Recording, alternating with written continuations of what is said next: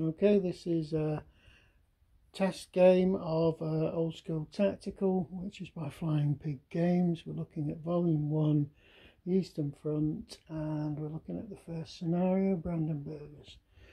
Now, quick run through on this game, component-wise. The counters are really nice, really colourful. They have the information, a lot of the information you need on them. But if you want more information, you've got these really nifty little cards, unit cards. This is the sort of thing you'd see in a miniatures game rather than a board game, but it's very good. The board is big, but you don't necessarily play on all of it. There are scenarios that do all of it. I found it sometimes a bit difficult to see exactly what was in a particular hex on this one. It shows up better in the camera than it does visually. So that hex there is not as easy to see if you're looking at it with your eyes rather than with a camera. It's also got the fact it's got all these things around the edge of the board, which all these tracks and all your terrain stuff, which isn't particularly brilliant, but someone's done on Board Game Geek has done a terrain key where they put all that information onto a sheet where you can get at it easily. You get a couple of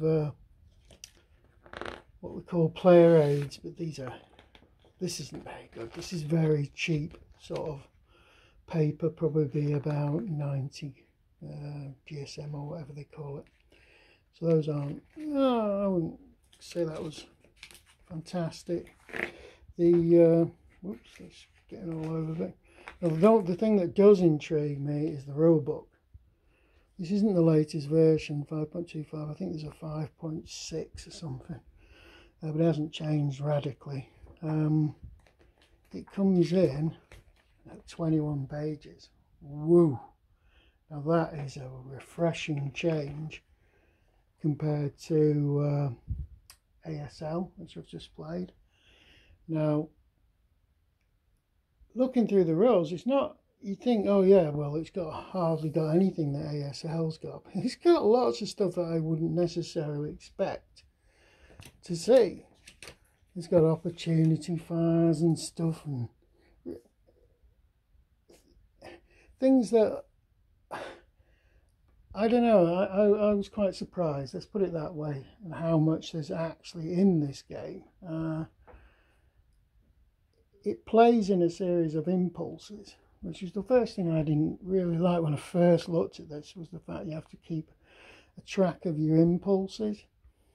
You get a certain number of impulses depending on die roll at the start of each game, and then you use them to do things. But it's like, because you've taken an impulse, turn to use up to 1 or 2 impulse points, depending, it's multiple unit hex stacks, it's like 2, but otherwise it's just 1 to move move, fire or rally or whatever you're doing. And because you take a turn and then the other player takes a turn, it sort of alternates, so it's not like you're all doing one thing and the other player's responding to it, or worse than that, you have a go and the other player can't do anything, and then it works the other way around. This is very, very interactive between the two players. And also, you don't have to take your impulses. You can just say, oh no, I'll not bother, and let them force the other player to go. So there's quite a lot of subtle tactics in there. I've only just started messing around with it, and you can already start to think, there's a lot of stuff you can do with this. We've got other components. There's lots of these nice big chunky counters, yet again, for marking stuff off. There's some luck cards. You get a luck card when you start the game. You don't have to use those. I'm not sure whether I will bother with them, but I've done them for the first test game just to see how it all turns out. There are other things on Board Game Geek that I've printed off. Like this isn't part of the game. This replaces all these tracks that are going up and down the side of the board, which are just not convenient, especially if you're playing in a tiny little area. It's just a bit silly that. We've got like summary of the rules, important points which are printed off Board Game Geek. I've also got there's another one like that, a bit more detailed. There's a solo rule set which is unofficial, and someone's actually printed off all the unit cards on a single sheet of paper, which could be useful as well.